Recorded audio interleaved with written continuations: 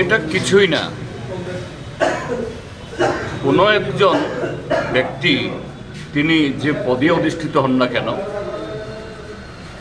তার মনের ভেতরে যদি কোনো ভালো চিন্তা থাকে, একই সাথে যদি খারাপ ভাবনা থাকে, এটা তার সচেতন বা অবচেতন মুহূর্তে তার প্রকাশ ঘটবেই।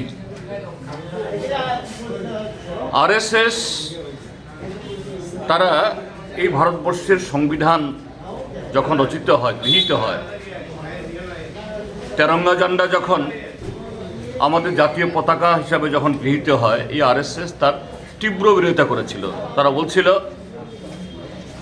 এই পতাকা আমরা মানি না, এই সংবিধান মানি না। ভারতবর্ষের সংবিধান হবে মনুষ্য সংস্কৃতিকে অনুসরণ করে। এই সংবিধান এটা আমরা বদলাবো। সেই আরএসএসের নেতা হলো দেশের এখন স্বরাষ্ট্রমন্ত্রী অমিত শাহ। স্বাভাবিক যে ভোটের বাজারে ভোট ধরার জন্য ওই লোক দেখানো ডক্টর আম্বেদকারের মূর্তির প্রতি এই মালা দেওয়া, আম্বেদকার স্তুতি কিছু করা, এগুলি হলে এগুলি সব কৃত্রিম। কিন্তু তাদের মনের ভেতরে যেটা হলো, এই সংবিধানকে তারা ভাঙবে।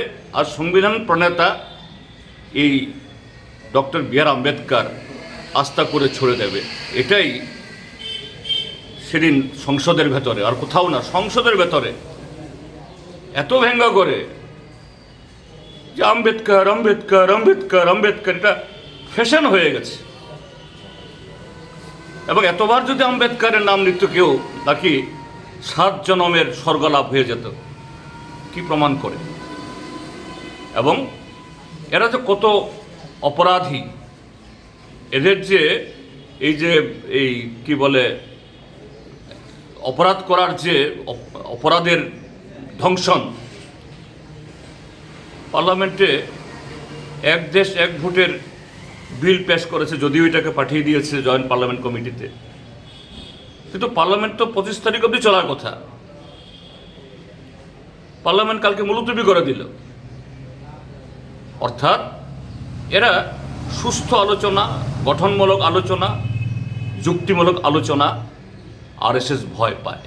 এই ত্রিপুরাজ্যের মধ্যে আমরা দেখি, কিছু হলেই ভেঙে দাও, গড়িয়ে দাও, জ্বালিয়ে দাও, গুন্ডা পাঠিয়ে মুখ বন্ধ করে দাও। তো তারই তো নেতা উনি।